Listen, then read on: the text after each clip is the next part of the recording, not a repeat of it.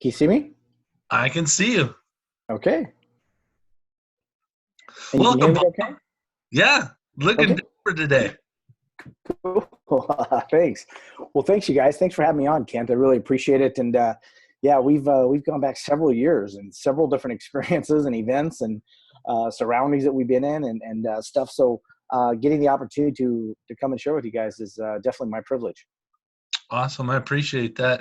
This is a lot of the people that are in our warrior training group. It's a leadership group, and all the people that are here tonight have chosen to step it up as a leader, not only in their community, not only in their family lives, but also in their businesses and the relationships they create and stuff. So, this is the group. I love that they carve some time out to learn and get nuggets. And so I told them I have a really good friend, and I'm so blessed to have you in my life. And I just know that you have so much wisdom and nuggets of information to share with them. I'm just going to stop talking and let you have the floor, man. All right. All right. Well, man, I appreciate it. Yeah, one of the privileges I had this year, I've always wanted to go and speak to the military overseas. I've spoken on bases here in the U.S. and I'd been wanting to speak in overseas for several years. And all of a sudden this year, an organization lined up and said, "Hey, would you come over to speak in Italy and in Germany on three different military bases?" And I said, "Absolutely, yes." And they said, "Well, we need to know, what do you need to know as far as parameters?" I said, "The answer is yes. I'll just figure out everything else." So that's kind of the way I operate. Is the answer is typically yes. And depending on what we're going to talk about a little bit today, relationship currency, depending on who's asking, the answer is always yes. I may just have to figure it out, figure out the time range. But one of the cool things was I got to go over there and spend almost 2 weeks and spend on three different bases and have dinners with colonels and below and above, have dinner with before, and then go and speak on the base the next day. And I'll tell you this: one of the coolest things was to sit down at dinner with a colonel who's been in the military for 30 years. Now he's got thousands and thousands of people under his leadership, and for him to sit down at dinner and look at me and say, "So Bob, tell me, what can I do to be an even better leader?" And I look at him and I go, "You've been doing it for years." And he says, "Bob, no matter how good I am, I can always be better." And I love that attitude. And that's one of the things that just gives me great confidence in the people leading, these men and women. I was just sitting there just looking at him thinking, wow. I'll tell you one of the other greatest things he said. These are some just experiences. These are just real recent experiences that I just want to share with you guys, because it'll give you an idea of how I've operated my life for the last 30 years. He mentioned I'm a human behaviorist.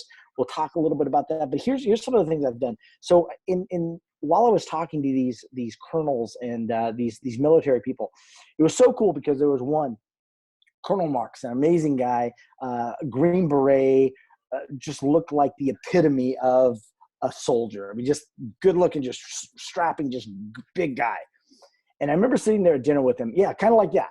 And I said, to him, I said, Colonel Marks, I said, "Can I ask you a question?" He said, "Sure." I said,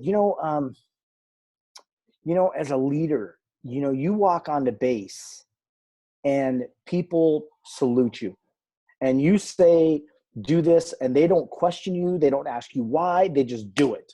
And he goes, "Yes, sir."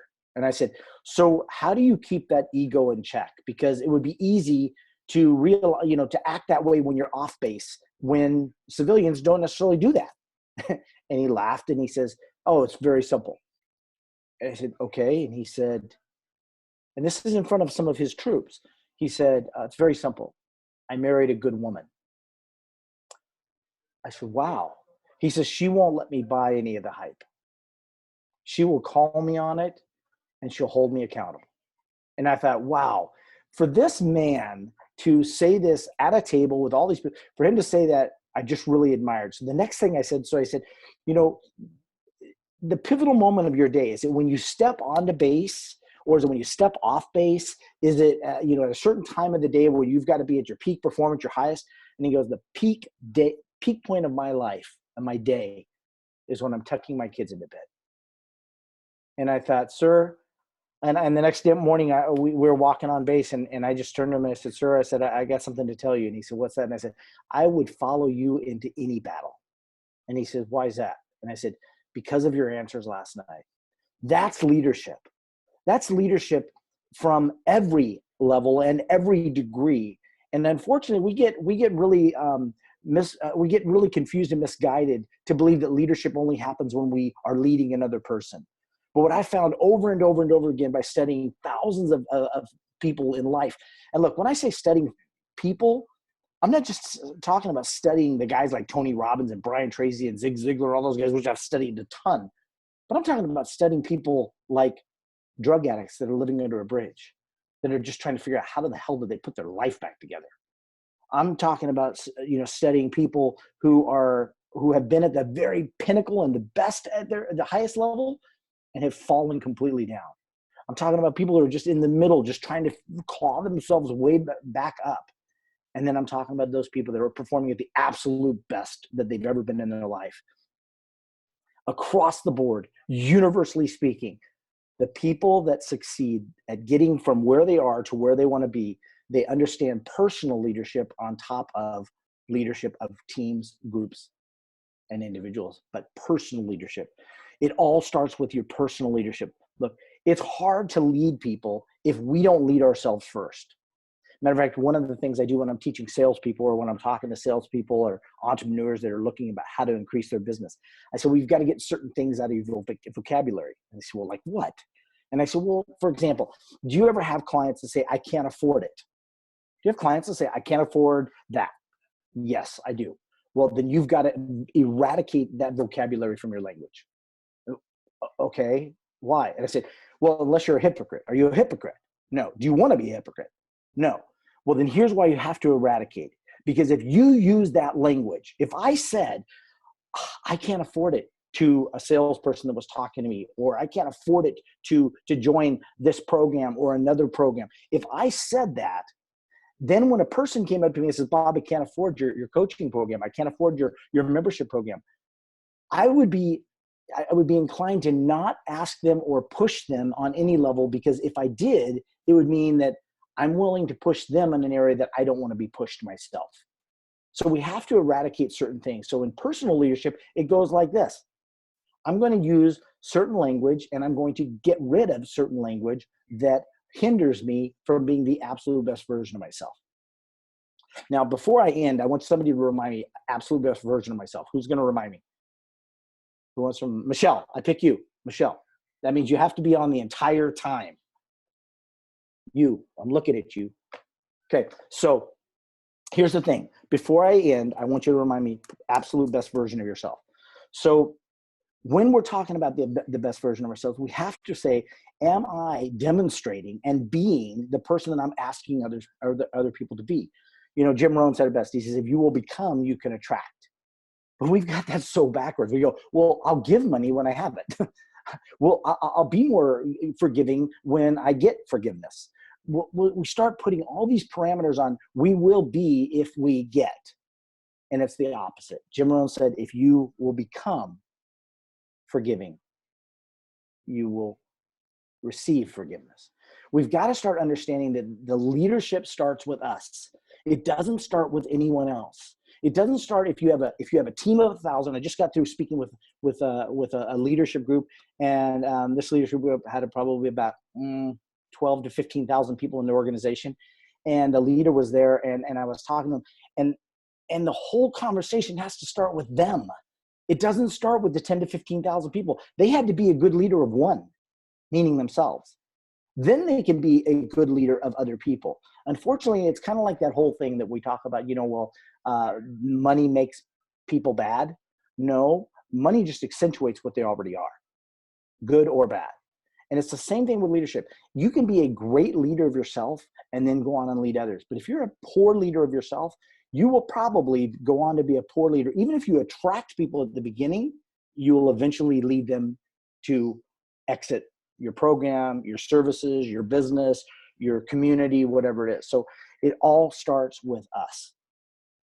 The other thing I want to talk about is, talking to these military people, it was the example that they set. Matter of fact, one of the days I'm speaking on base, and I remember right as we were just about to start speaking, I remember one of the colonels goes, "Excuse me, hold on just a second."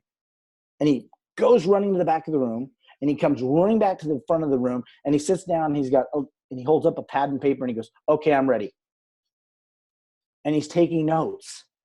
Well, guess what every other soldier in that room did? They started taking notes. See, folks, we've got to realize that we set the pace. Somebody's setting the pace. It's either somebody else or you. You get to make that decision. But this colonel, he realized that he had to set the pace. Now, if he didn't do that, would anybody have said, Colonel, why didn't you take any notes? Colonel, I noticed you weren't taking notes. Colonel, you weren't paying very good attention. Not a person. He didn't do it for them. He did it for himself. And see, we have to understand that we've got to get reluctant, and we've got to get really, really, really serious about how are we leading ourselves? Are we leading ourselves in such a way that just because we're doing it, people will do it? Or is it that we have to tell them over and over and over again for them to do it? I'll give you an example. One of the courses I teach is called Connectology. It's how do you connect with anyone, anywhere, anytime? And it's not networking. There's a lot of people teaching networking. I want to tell you, one of the things I talk about, the tagline for Connectology, tongue in cheek, is that, networking's for amateurs. Connecting is for professionals. And the reason I say that isn't to disavow anybody who's a networker.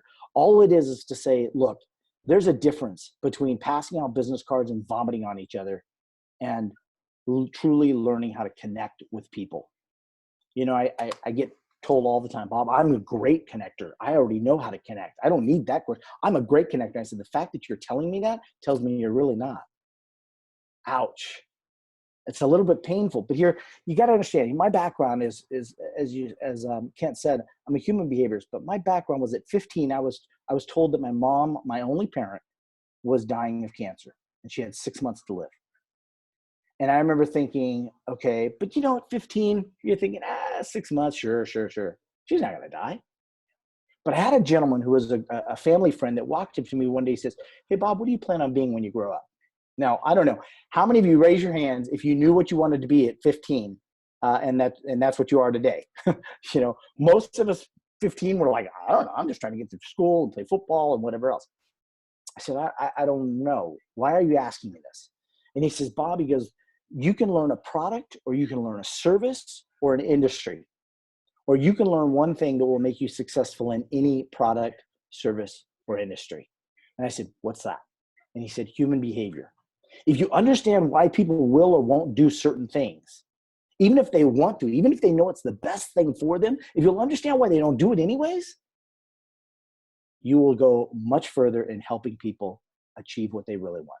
I said, sign me up. I'm all in for human behavior. Sign me up. So I became a peer counselor, working with kids my own age, working with, people who were dealing with drugs or family crisis at home, things like that. At 19, my mom lived for 2 more years. She died when I was a senior in high school. And at 17, I was basically, kind of an orphan. I mean, didn't have a dad, didn't have a mom. I lived with my brother for a little bit. And I remember working with kids that I had been working with before, working with them kind of informally, just going to the parks, working out with, working with kids and stuff. And all of a sudden, one of the kids that I was working with, he was about 15 years old, and his dad was an attorney. And his dad calls me up out of the blue and says, "Hey, Bob, I'd like you to come by my office. I need to talk to you about something." Now, I don't know about you, but at 15, I'm getting a call from an attorney, and I'm not going to his house. I'm going to his office. I'm thinking something bad. I'm thinking maybe I said something I shouldn't have said. I don't know what I'm going through all the list. I get to his office. He sit down. I sit down. He says, I got to tell you, you're doing a great job working with our son. Whew, felt better. He says, but I think you need to play a bigger game. I said, bigger game? What does that look like? He said, bigger game. I think you need to file a 501c3. I think you need to start going out and traveling and raising funds. I think you need to put together a board of directors. I'm 19. I was actually 18 at the time, I think. I'm like, whoa, I'm not, what do you mean board of directors? Who wants to stamp their approval on a 19-year-old kid? And he says, nobody. I said, exactly my point. And he goes, But if you have an attorney on your board of directors and they know that, they'll feel secure. And I'll be your attorney. And I went, wow. Write this term down, borrowed credibility. It's something I learned right then, how to use borrowed credibility. I didn't have any credibility. So here's what he taught me. He says, hey, Bob, I want you to do this. I want you to write down a list of people who maybe you know their kids and their parents are like a psychologist or a psychiatrist or a police officer or a school teacher or a school administrator, people that are recognized and reputable within the community. I'm like, oh, okay, I've got a friend of mine who's has a dad that's a doctor and another one that's a psychologist. Another one's like, he said, make a list. He said, okay, I want you to call each one of them. And here's what I want you to say. And here's the thing that I want to draw attention to them, is that he told me specifically what to say. Now, I could have gone and done it my own way, but I guarantee I would have had less results.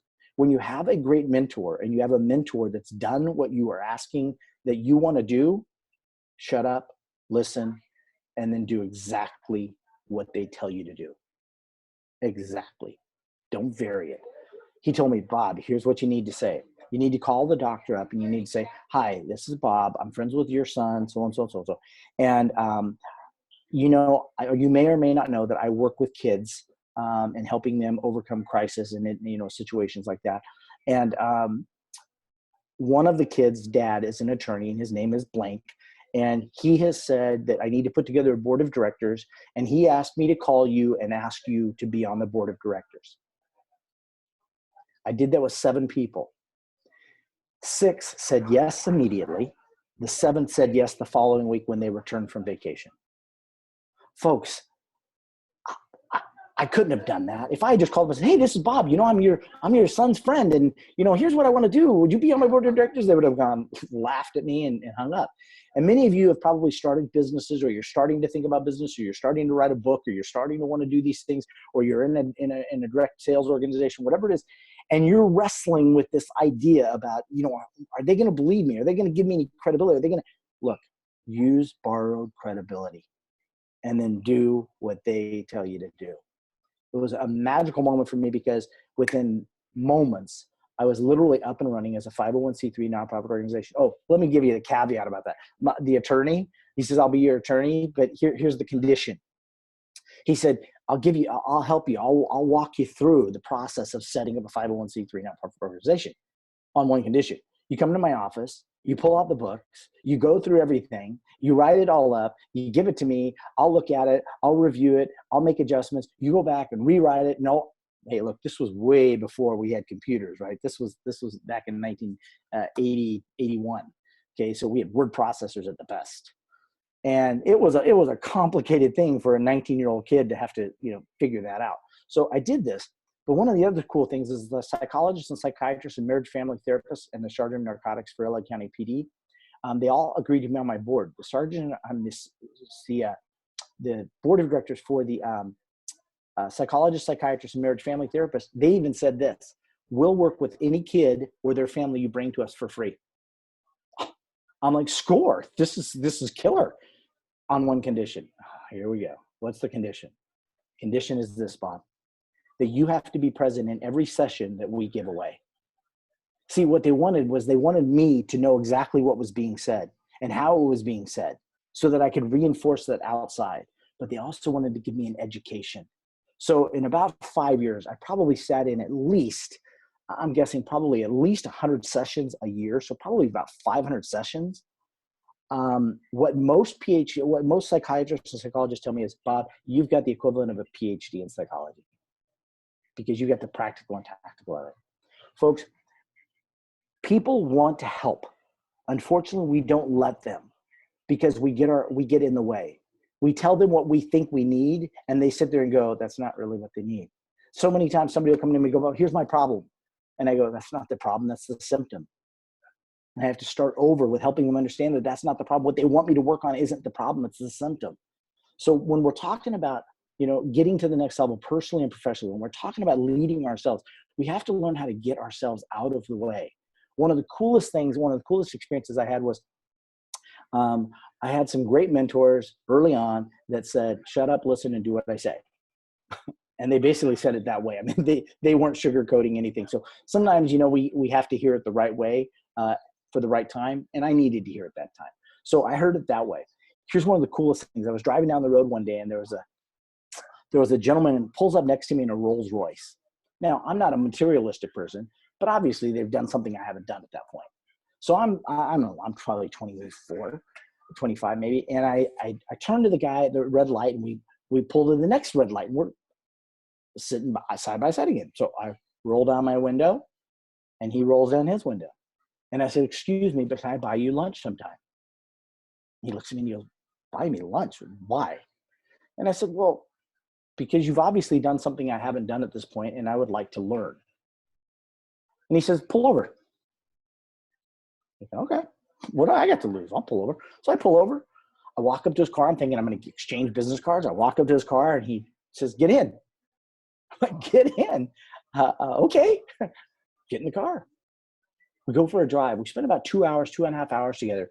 And he drives me around and tells me about coming over here from the Middle East, coming over here, and one family member at a time. Talks to me about coming over with zero, with nothing in his pocket. Talks to me about amassing a fortune. She drives me by apartment buildings, talking to me about the apartment buildings that he bought, this one in 1972 and this one in 1981. And he's talking about these apartment buildings, and I'm thinking, wow, this guy has really amassed a fortune. We stopped by one of the apartment buildings, and he goes, I need to go in and check on my investment here. I go, oh. We walk in. He walks to the front office, and I don't know the names exactly. I can't remember. But he says, hi, Julie, how are you? And she goes, hi. And he goes, how things going? And she goes, oh, really good. He goes, oh, how's Johnny? And he's doing really good. How's it? Did he win his baseball game last week? And she's like, yeah, he did. He was so excited. Oh, did you guys go out and celebrate? And he's going through this whole conversation. And about 15 minutes later, we walk out and we get in the car, and I go, I thought you were going to check on the books and, do things and check on the maintenance and all that stuff. I thought you were checking on your business. And he goes, Bob, the people are my business. They are my business. That's leadership, folks. That's leadership.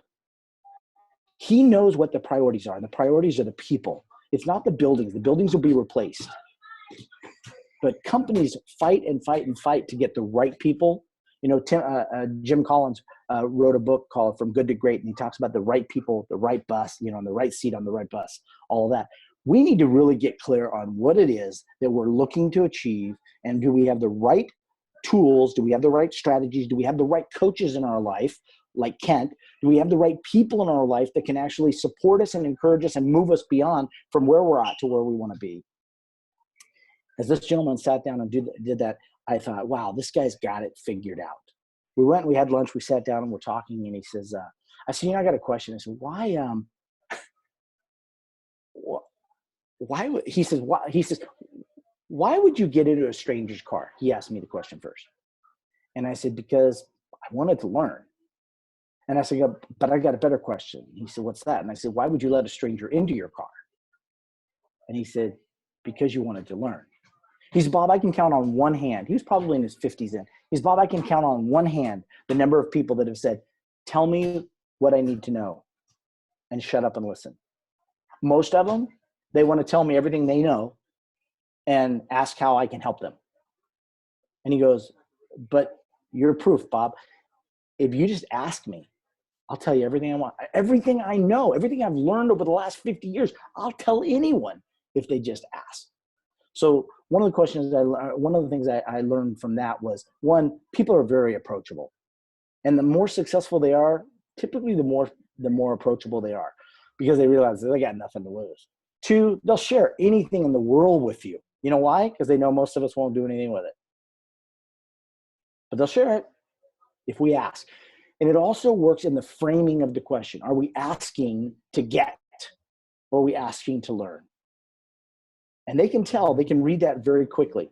And so whether I've been spending time with Garth Brooks or a colonel in Italy or Germany, or a CEO of a major corporation here, or, you name it, it doesn't matter. Across the board, people are people. And if we understand human behavior, we can achieve a lot more. Unfortunately, what we do is we get focused on the stuff rather than the people. And then the people don't want anything to do with us. The stuff rather than the people. So that being said, it was interesting because I went from that conversation from his name was Luke Thodem Properties. He's since passed away, an amazing gentleman. And but I've done that with probably no less than 150 people in my life. As a matter of fact, one of them was a guy who made $6 million 1 year. It's a pretty good chunk of money. I don't care who you are, $6 million in 1 year. And he went to my church. And so a lot of people had talked about, oh, he's so wealthy. He made $6 million last year. I still don't know how all these people figured out how much money he made, but it was pretty interesting because they were all saying the same figure. So I walked up to one day after church and I said, hey, can I buy you breakfast one day? And he goes, sure. So here's another thing. If you want to learn, offer to buy somebody a meal. The answer is almost always yes. And it's not because they can't afford their own meal, but they figure that you're willing to invest something beyond time. And so I said, can I buy you breakfast? He said, sure. So a couple of days later, I show up for breakfast at Mimi's Cafe in Monrovia, California. I walk right up, I sit down, we're sitting on the outside patio, and he goes, so I know why you want to buy me breakfast. And I said, why? And he says, because, everyone at church is talking about how much money I made. And I figure you just probably want to find out how I made all that money. And I said, Rich, that's really not the reason I'm buying the breakfast. And he goes, why is? And I said, I figure you can make money a million different ways. And just because you did it that way doesn't mean I can. And he goes, okay, fair enough. And I said, but I wanted to know, who did you have to become in order to make that amount of money? Who did you have to become? And he looked at me and he said, Bob, he goes, I've never been asked that question. Folks, in connectology, one of the pillars that I teach is that the quality of your connection with anyone, will be determined by the quality of questions you ask. Are you asking the right question? And see, unfortunately, most of us start out when we walk into somebody or someplace, we walk into a networking event, we're speaking someplace or whatever, and we meet somebody. And what's the number one question we ask them? What do you do? And it's a very self-serving question. It doesn't build rapport like people think it does. As a matter of fact, it shows the actuality that you don't know how to build a rapport. So what it does is it says, what do you do? Can it serve me? Or what do I do that can serve you, which then gives me a paycheck in serving me? It's an amazing thing when you really stop and think about the psychology of that. So when I asked him that question, he said, I've never been asked that question before. I said, well, I'm going to ask you another question that I don't know if you've ever been asked this question before either. He says, what's that? I said, I would like to work for you 1 day a week for free for an indefinite period of time. We can just kind of set it up and however. And he said to me, he said, Bobby, because I'm 42 years old, I'm retired. I don't really have anything for you to do. I said, serious? He goes, I don't really have anything for you to do. I said, well, 42 years old, retired. Look, I'll go wash your car.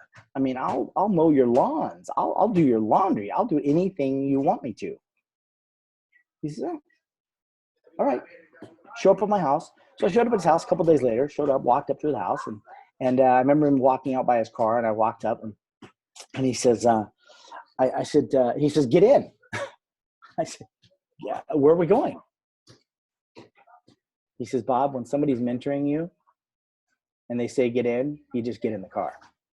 I said, yes, sir. I got in the car. We drive downtown. To downtown Los Angeles. I'll never forget. We pull up in front of this big, huge building, big skyscraper. And he says, the top floor, there is going to be a boardroom that we're going to walk into. It's about a company that I'm thinking about buying.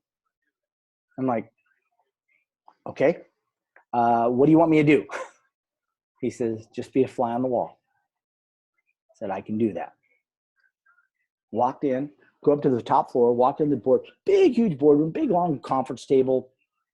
He says, there's going to be their attorney, their CEO, and their financial planner, their CFO, my CFO, my attorney, and us, and we're going to decide whether we want to buy this company or not. And I'm like, okay. So we sat down. First thing he does, he takes the P&Ls that are out on the table, profit and losses. He takes the P&Ls and he takes them and hands them to his CPA, his CFO, and says, take these and go over these with Bob and explain to him what makes sense and what doesn't make sense financially for me to buy this company. CFO looks at me and goes, all right. I'm like 23, 24, maybe 25 at this time. He goes, okay. So he goes through the P&Ls and we spend, probably 20 minutes. He's kind of going through them and explaining, okay. Most of it's going right over my head, but I'm getting some of it. Turns to the attorney and says, here's the contract, takes the contract, hands it to the attorney, says, I'd like you to go over the contract and kind of highlight some things that I need to change for it to be in my favor. The attorney does that. We leave after the 3-hour meeting. We leave, and he asked me, what did I learn? So I began to recap some of the things I learned. He's good. Every day that I worked with him for about 6 months, remember, once a week I would work for him for free. Every day that I worked with him was like that. I was sitting in board meetings. I was meeting with shareholders. I was going to meet with his attorneys. I was going over contract. I was going through shareholder meetings. Folks, it was an amazing education, and it was free to me except for my time, and yet it was invaluable. It's taught me pretty much everything I've ever learned up to that point. Everything I ever learned about business was from that. And yet it was such an education that he brought me in and made me a partner in one of his businesses. We were buying 5 houses, fixing them up and selling them. And so we had 3 partners, a general contractor. He was putting up all the cash, and then I would have to handle the sales. And so I got to be a partnership with that group. Folks, it didn't come because of my smarts. Trust me, I'm not that brilliant, okay? It didn't come because I just had all these skill sets. It came because I was willing to be teachable, and I was willing to learn at any price. And unfortunately, what I find, I hear so many people talk about the millennials, but it's not even the millennials. It's people my age that I sit there and I hear that they feel a sense of entitlement that I'm 50 years old, I should have. Bullshit, you shouldn't. You didn't do the work. Just having the age does not give you the entitlement to have that. So I use strong language every now and then, and I use it on purpose. I don't use it to be vulgar. So I hope you guys understand that. But I think that there's sometimes that we just have to get to the point where we start cutting across all the stuff and peeling back the layers and going, what do we really need to do to get to that next level personally and professionally? One of the taglines of the next level pillars is every next level demands a different you. Every next level will demand a different you, meaning the same you that got you here can't get you to the next level. And there's always a next level. I mean, think about any place you're at right now. I don't care if you're sitting there going, my relationship is on a 10 of a 10, it's a 10. It's the best. My finances are a 10 of a 10. It's the best. I can guarantee you that there's always room for improvement. Matter of fact, I was speaking one day, and there was this gentleman sitting about third row back, and he's sitting there, and he's just kind of sitting like this with his arms folded. And I said, who here believes like you're like operating on every level of your life at a 10 of a 10, like 10 out of 10, you're killing it. And there's always, in a group of about 100, there'll always be one that says, me. Which do you think it is, male or female? Male. It's always a male. And he says, me. I said, really? I said, let's give him a hand, guys. Man, I mean, this is awesome.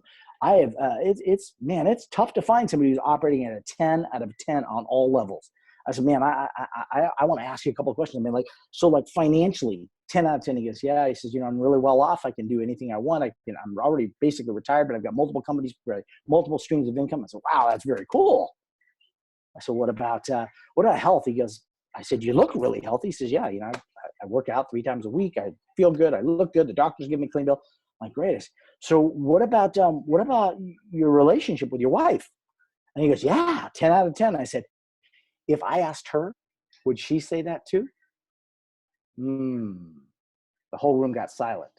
Why? Because sometimes people in our lives have a different perspective of us than we have of us, especially when we're trying to play a certain role in society. So I said, sir, let's just assume that everything you're saying is true, that you're performing at a 10 out of 10 based on your level of what you think that is. Is it possible that you've set your standards a little low? Like maybe your 10 is really somebody else's 6. Ouch. See, sometimes we have to get real. When we're going to go into that personal leadership where we're going to start leading other people, we have to be real with ourselves. And part of that is to say, man, am I really operating at the level that I say that I am? Look, there's years that I've made a lot more money than I'm making this year. There's years that I've spent a lot more time than I've spent this year. There's years that I've put forth a lot more effort than I've put forth. You know, it's all relative, but the bottom line is we have to be honest. You know, one of the next level pillars for Inner Game is a program I created, a 7-part video series for mastering your inner game.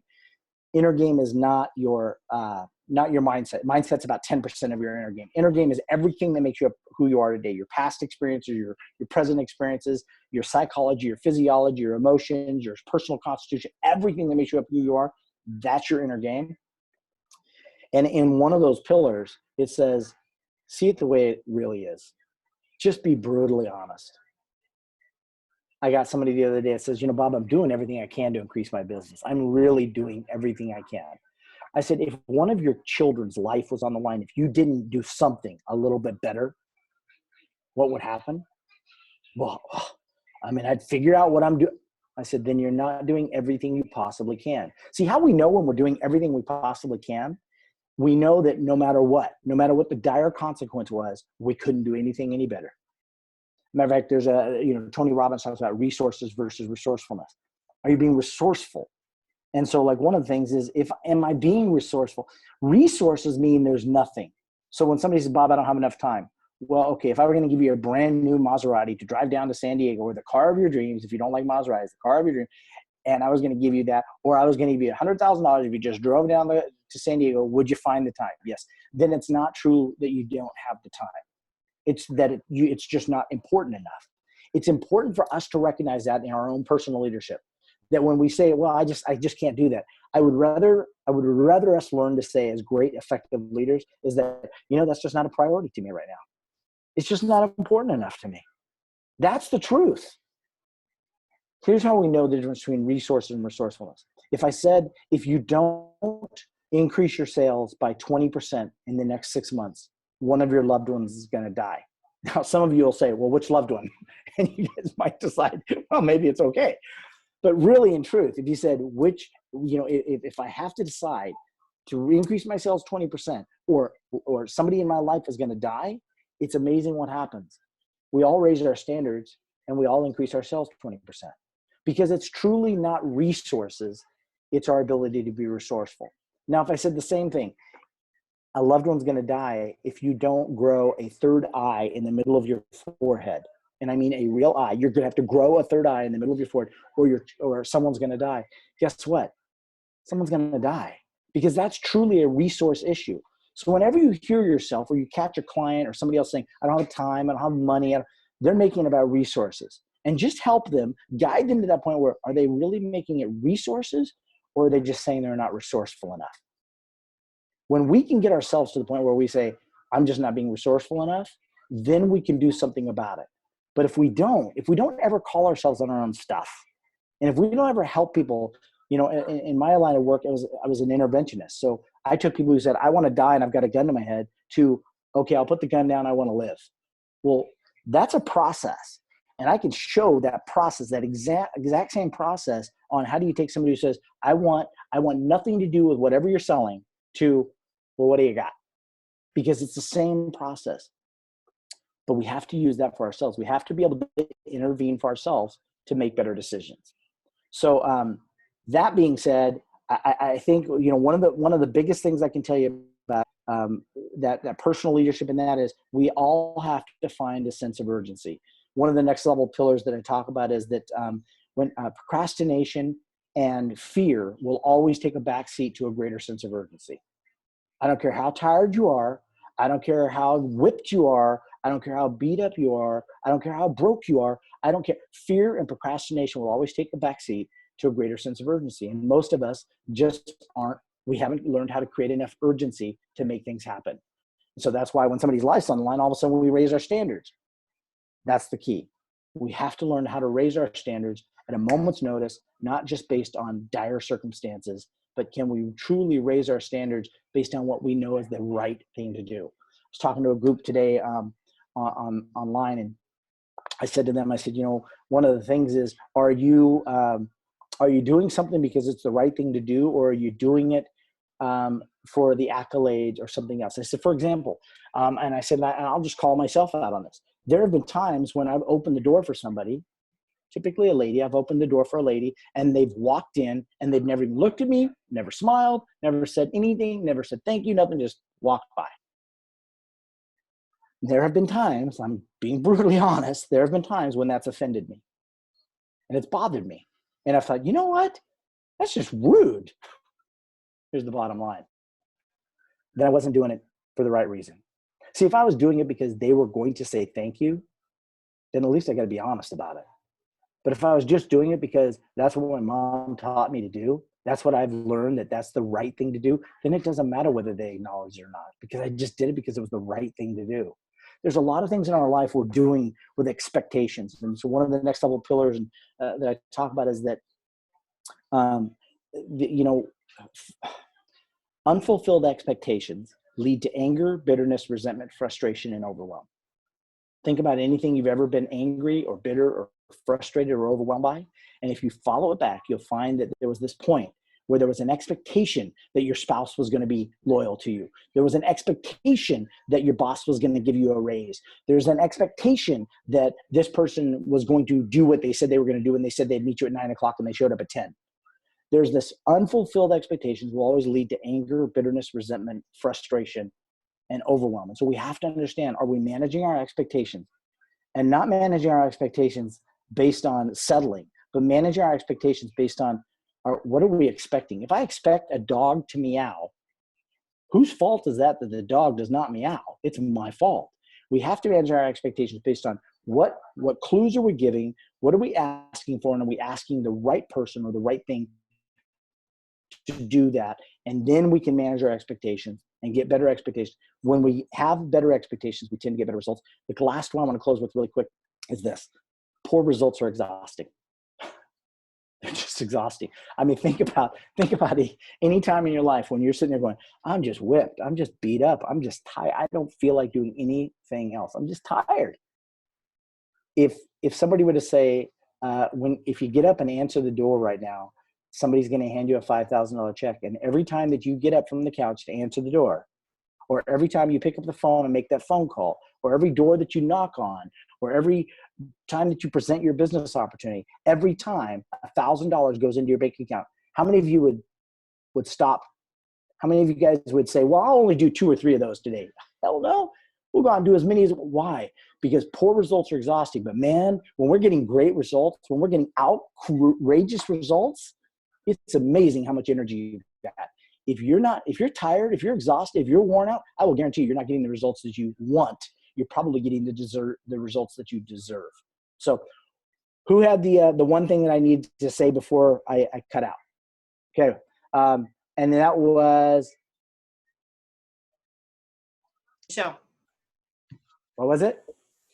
Oh, best version of yourself. Got it. Best version, absolute best version of yourself. So I'll close out with this.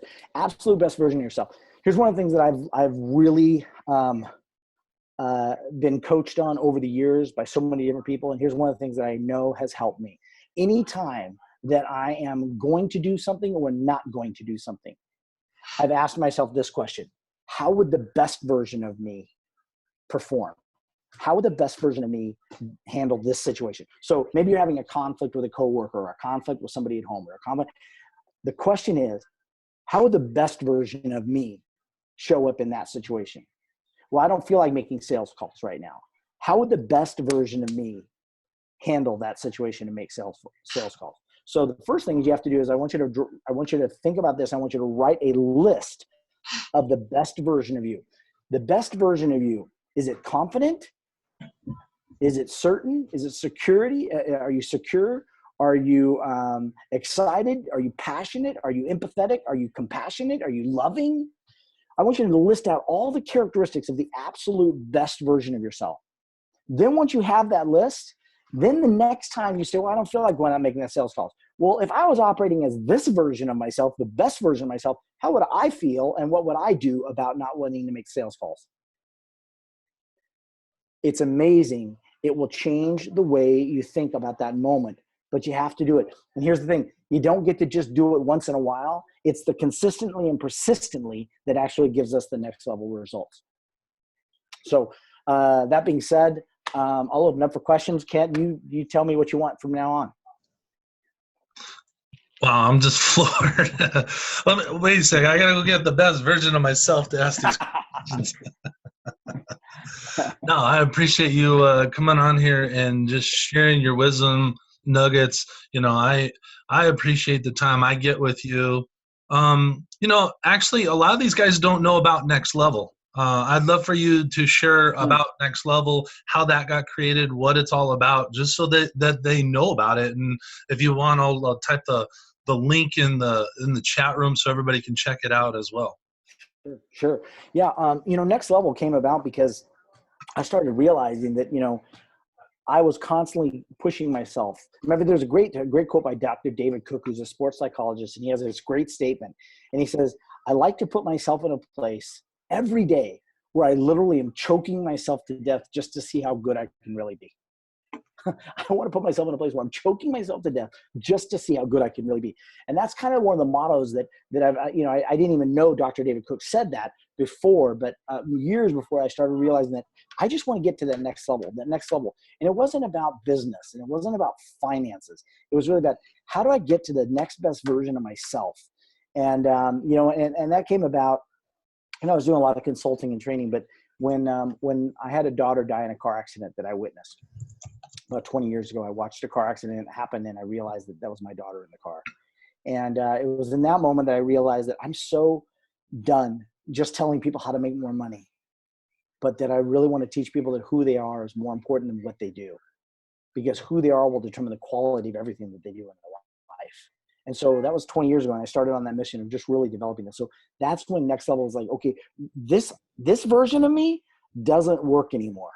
I mean, it's good. It made a lot of money and I made a lot of contribution, but it's not the version that I want to live the rest of my life. And so I created this Next Level. So I started reading. I wrote my book, Mastering Your Inner Game. I created my video series, all of that stuff. And so that kind of set me on that trajectory. And then about 10 years ago, 12 years ago, I started doing some coaching and started really focusing on helping people achieve their next level personally and professionally. And so I've got, courses, Mastering Your Inner Game, 1 day and a video series. I've got Connectology, which is 1 day and a video series. And the 1 days are like total immersion, experiential. It's not sitting in a classroom learning. It's totally experiential. So those are the things that, really drive me, because I know that what we really need is not just total immersion, but we also need spaced repetition. Those are the two styles of learning that I believe really complement each other and really help people get the best from themselves. So Everything Next Level is the name of my company. You go to everythingnextlevel.com. On there's the courses that I teach. The communities are really important to me. One, I have a Get Connected community, which is just, I hold a weekly lunch that we get together and we connect, and I put people through exercises on really how do you connect with people in the room. It's not a roam around, it's a sit down. And so it's a really structured, but it's phenomenal as far as helping people really connect with the other people in the room. I help people build connections with other people in the room. Next Level Entrepreneur or Next Level Group Coaching is a weekly group coaching call that I do Wednesday mornings, 10 o'clock.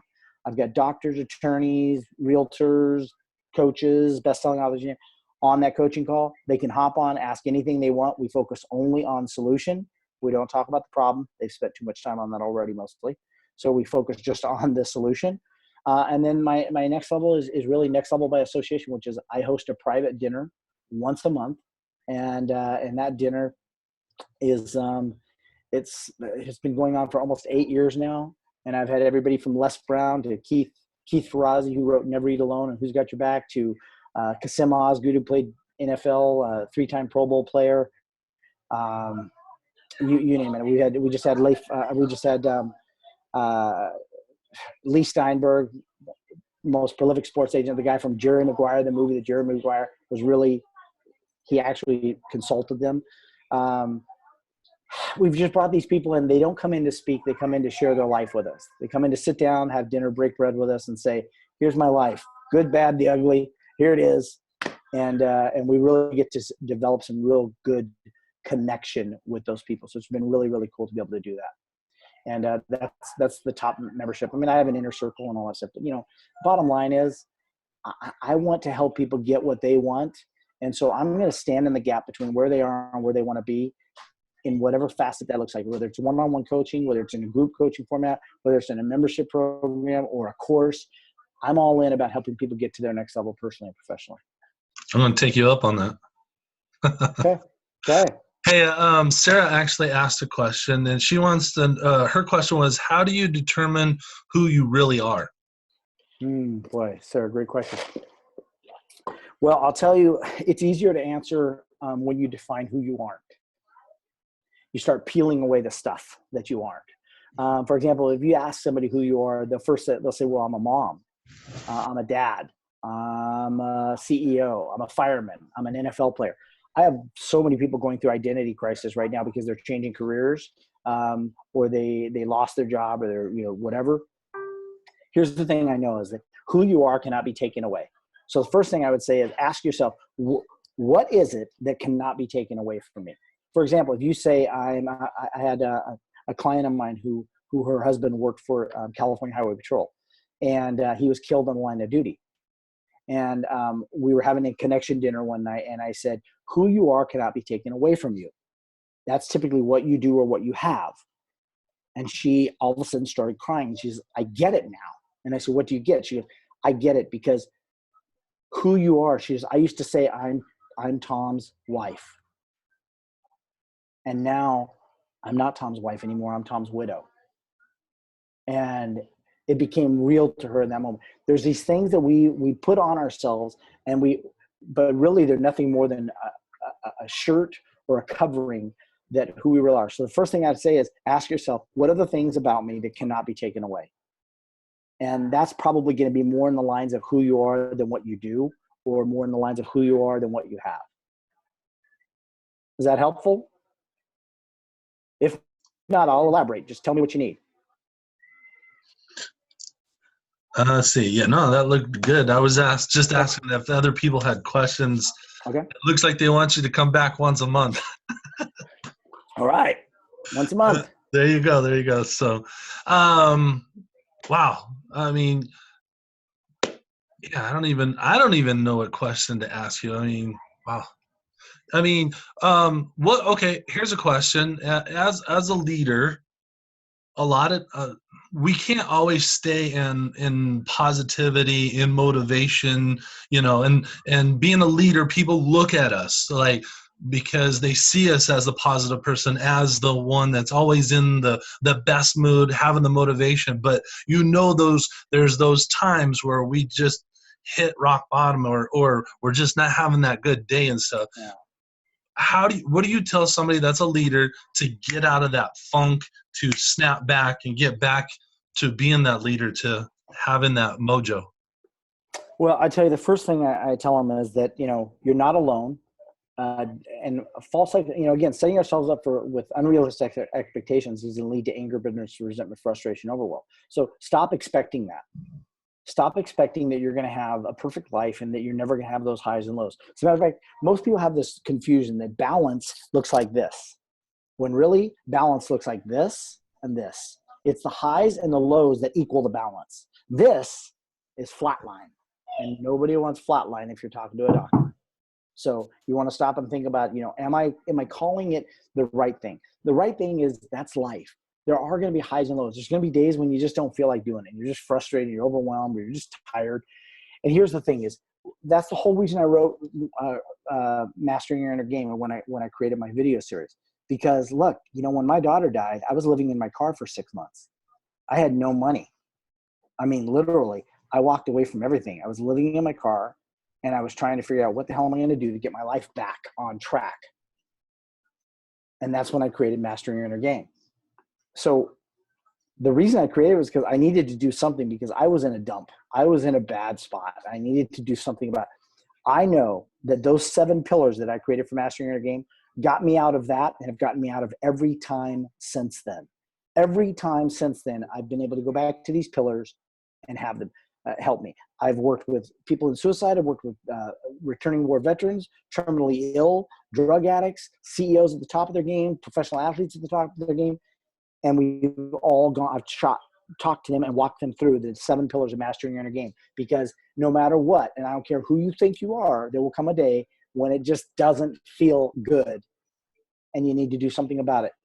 The pillars, those 7 pillars. Sometimes you're going to have to go back to pillar 1. Sometimes you're going to have to go back to pillar 3. But those pillars are the things that can actually bring you back to center and be able to move you forward in a compelling way. Wow. Awesome. Thank you. And one last question, and I had it on the tip of my head, and I was just listening to your information. Okay. Here, this is a good question, and this is what I ask a lot of people that have mentored me and have been at the top of the game, successful people. What suggestions you make for people, or what is your daily ritual? What do you do every day consistently that keeps you where you're at? This is a good question. Consistently what I do is, one, I have a devotion. I spend some time just talking to God, praying, reading scripture. I actually have a devotion book that I go through that a friend of mine wrote, J.K. Carty, who actually wrote it with Coach Wooden. So Coach Wooden and Jay Carty wrote this collaborative book. It's a devotion. So I go through that. And then spend some time in prayer. I take care of myself to the best of my ability during that time.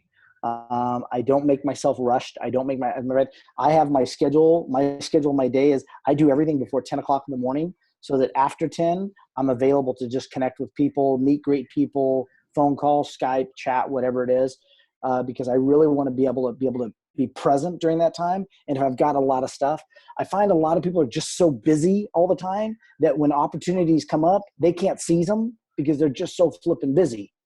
And busy is not my ideal. Productive is. And so I really, focus on that first few hours of the day of just really focusing on me, focusing on what I need, focusing on getting stuff over to my virtual admin, things like that. But here's the thing is, in mastering your inner game, one of the things is mastering your language.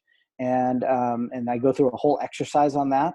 And then another one is setting yourself up to win. And if you really will think about it, most of the times that we fall behind, it's because we didn't set ourselves up to win. So, for example, if I know that there's going to be days that I'm not going to feel good, then I should probably do something now when I feel good to set myself up for that time to be able to do it. So I have a playlist. I'll give you just one example. I have a playlist of everything that inspires me. I've got videos of Ronald Reagan saying, "Mr. Gorbachev, tear down this wall." Robert Kennedy, talking about things. Martin Luther King talking about, "I have a dream." I've got these video clips. I've got a personal playlist of music that inspires me. And so here's the thing is, most people say, "Oh yeah, I have a lot of the songs." Are they on a playlist? Are they on a playlist called Motivated or Motivational or Inspirational? Are they on a playlist so that at will, if I'm having a bad day, I get a bad call, I get, dumped on by a client or whatever, I can just go to my playlist and go play. And I just sit there until I feel different. Here's the other thing. I'll give this another thing. One of the things is we have to learn how to master our physiology. It's almost impossible to be in a depressed state when we are physically engaged, emotionally, but physically as well, exercising, breathing correctly. And so first thing I do is if I know that I need to position myself in a place to win, I'm going to take care of physically. Is my posture correct? Am I taking in lots of oxygen? Am I physically engaged? Am I pushing, doing push-ups, sit-ups, running in place, clapping my hands, anything I possibly can to physically engage? Those are a couple of things that I do, consistently and persistently, because I know that there's going to come a time during the day when I'm going to get that call, when I'm going to have that client, or I'm just not going to feel up to it. And I need to be at my best, not at a version, but absolute best version. Thank you for sharing that. I appreciate that. And I know everybody else here everybody's like, dude, we got to have Bob once a month. That's why he has a mastermind, guys. That's right. That's right. I see it over the right now. So here, I want to give you guys a gift, and because I can't be on every month, obviously, but here's what I want to do is, if you guys if any of this resonates with you and you really want to do some, here's what I want you to do. I want you to go to everythingnextlevel.com/appointments. everythingnextlevel.com/appointments. And then I want you to go on, but I want you to do it like tonight, because here, look, we know that, the Lodi effect, right? Law of diminishing intent. The distance between decision and time of action will determine the likelihood will ever occur. I want you to do it tonight. I want you to go to everythingnextlevel.com/appointments. And I want you to click the first one as a complimentary breakthrough session. I'm going to give you 30 minutes. The most valuable thing you and I have in our life is what? Our time. And I'm going to give you the most valuable thing I have in my life, and that's my time. I'm going to give you 30 minutes, and you and I can go through a breakthrough. You tell me what you want help with. We'll do a breakthrough during that time, and at the end, you can tell me what you want to do from that point on. Dang. All right, guys, you heard it tonight only. Like, is that till midnight? Yeah, I mean, guys, look, if you did it tomorrow, I'm not going to lie to you. If you did it tomorrow, I'll probably take it. Here's the bottom line, though. Why wait? Right. Take If action. you know you want to do it, do it. Because if you don't, your clients are going to tell you, yeah, I'll do it, and then they don't, and you get frustrated with them. And the reason you're frustrated with them is because you do the same thing. No, I agree, because I was at CEO Space, and Tim, I can't remember his last name, was speaking. He had 100 unpublished Zig Ziglar documents, like blog posts and stuff, 100 of them that were never published. Wow. Zig Ziglar wrote them out and everything, gave them to him as a gift. And at CEO Space, he said, anybody that wants these, email me. And I was the only person out of 250 people there that emailed him. I just saw him 2 weeks ago in Las Vegas, and I came up to him. I said, thank you for those articles. And he goes, you were the only person that did that out of everybody at CEO Space. He goes, you're the first person and the only person that has emailed me for those blogs, those postings by Zig Ziglar. Nobody else has them except you and me. Wow. Yeah. Doesn't surprise me, though. It's all about taking action. I have a tagline in all my I do a lot of Instagram. I'm starting to do a lot of Instagram now. And my tagline is commit, actions, results. Because you got to commit, you got to take action, and then you're going to get your results. That's right. That's right. Absolutely. Yeah. So before you go, I know I want to thank you for your time. I want to thank you for the nuggets of information. I know everybody that was on this call has learned some invaluable information, and got notes written down. I've gotten people texting me. I see Facebook messages from people already just thanking me for bringing you on. I just want to thank you for being my friend and for coming on this call and just sharing the nuggets of information with all these guys. It's so, oh my gosh, people needed this information to step up into the realm of a leader and understand that. One thing I'm going to ask, and we talked a little bit about this, is we are creating our success vault. All right. Mm-hmm. This is where everybody that's in this group, the more they participate, the more tickets are going to get to win the success vault. And so I was just going to see if you'd be willing to donate something to the success vault so they have something to look forward to at the end of the year to, a success vault. It's like opening up the vault and there's the keys and all the tools and everything that are going to take you to the next level. I love it. Yeah, absolutely. I thought about that. So what I'm going to do is I'm going to give a 4-hour video of a live training I did on connectology. Now I'll tell you this, and the reason I am hesitant to do this is because people will take the 4-hour video. Most of them will never watch it. Okay, we know how that goes. Most of them will never watch it, and those that do will go, okay, well, now I don't really need anything else. But the experience of something and the listening to something are two different things. So I'm really cautious to say, take it and then listen to it, watch it, and then apply it, and then seek out ways to accentuate it and to really develop it and master it, because there's a big difference between learning something and mastering it. So I'm going to give you a 4-hour video series called Connectology. It was a 4-hour training that I did with a group of probably about 10 people, and we did it in a boardroom style, and I think you'll get a lot of great information out of it, and some great ways of approaching things that will help you universally across the board, personally and professionally. Well, I know everybody here that's here right now is definitely going to listen, watch, learn, and take everything they can in, because they've all committed to be leaders in their community, in their home, in their personal lives, in their sales teams, in their network marketing teams. And that's why they're here. They want to step it up. They want to take it to the next level, and they want to crush it. So I thank you for donating that to our Successful. That's an awesome tool to have. Amazing. Awesome.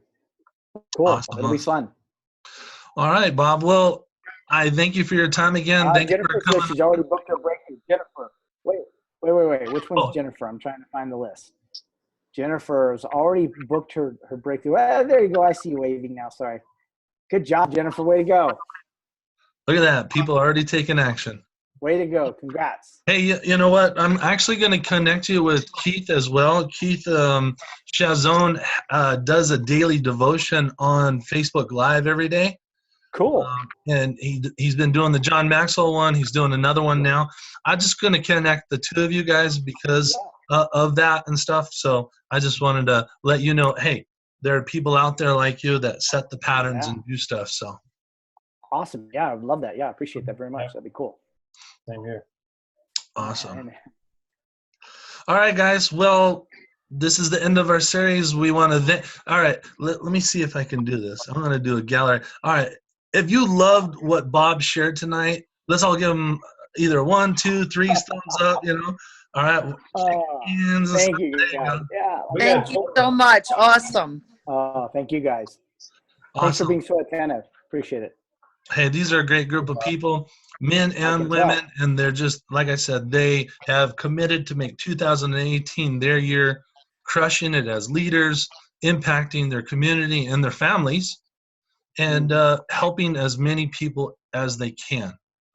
And it starts with one person at a time. Amen. Yeah. Well, you guys have a good leader. You have a good man there. You guys already know that, but I'm a big fan of people that get out there and make things happen, and people that get out there and work hard, but also come from the right place, and they actually want to love people to a point of success versus beat them to a point of success. Amen. Amen. Awesome. All right, guys. Well, have an awesome evening, and as I like to leave you guys, keep smiling because you never know whose world you're going to change. That's Have a great night, and see you on the next call. Thanks, Kent. Bye, guys.